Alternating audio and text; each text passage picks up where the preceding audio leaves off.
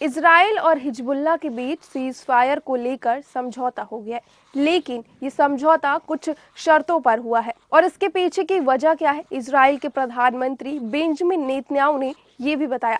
आखिर क्या है ये पूरा मामला, चलिए आपको बताते हैं। लंबे वक्त से एक दूसरे पर हमलावर इजराइल और हिजबुल्लाह के बीच सीज फायर को लेकर समझौता हो गया है, जिसके चलते अब इजराइल इस बात पर सहमत हो गया है कि अब वो लेबनान पर कोई हमला नहीं करेगा।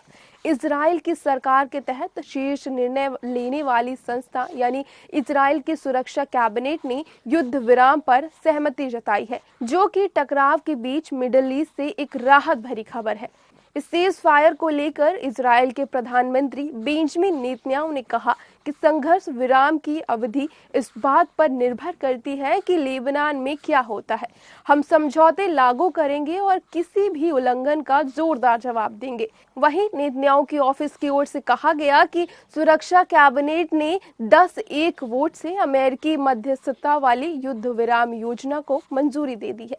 इजराइल ने इस प्रक्रिया में अमेरिका के योगदान की तारीफ की है। हालांकि उसने ये भी साफ कर दिया है कि खुद की सुरक्षा के लिए जो भी कार्रवाई होगी उसका अधिकार वो रखता है। सीज फायर का ऐलान क्यों किया गया, नेतन्याहू ने इसकी वजह भी बताई है। नेतन्याहू ने कहा, हम हमास को खत्म करने का काम पूरा करेंगे, हम अपने सभी बंधकों को घर लाएंगे, हम ये सुनिश्चित करेंगे कि गाजा इजराइल के लिए खतरा ना बने और हम उत्तर के निवासियों को सुरक्षित घर वापस लौटाएंगे।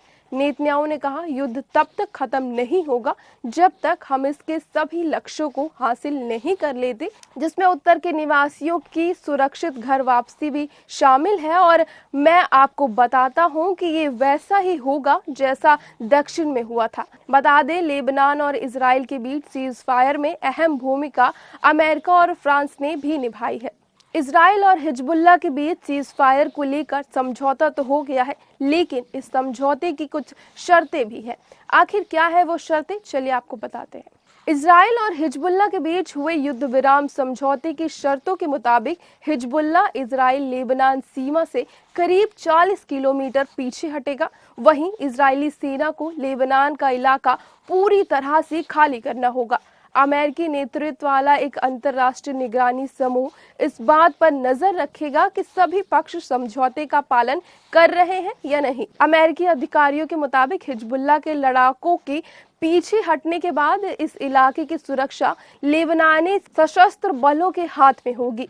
इसके साथ ही ये सुनिश्चित किया जाएगा कि हिजबुल्लाह के हथियार और गोला बारूद वहां से हटा दिए जाएंगे और वहां पुनर्निर्माण की गतिविधियां न होने पाए।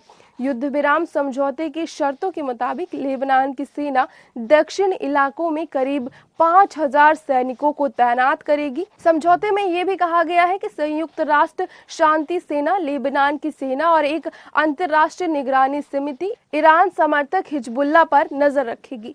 हालांकि इस बात का जिक्र नहीं है कि युद्ध विराम के उल्लंघन की स्थिति में ये लेबनानी सैनिक हिजबुल्लाह के लड़ाकों से लड़ेंगे या नहीं। तो आज के लिए बस इतना ही। इसी तरह की जानकारी के लिए हमारे साथ जुड़े रहें और देखते रहें द न्यूज़ 15।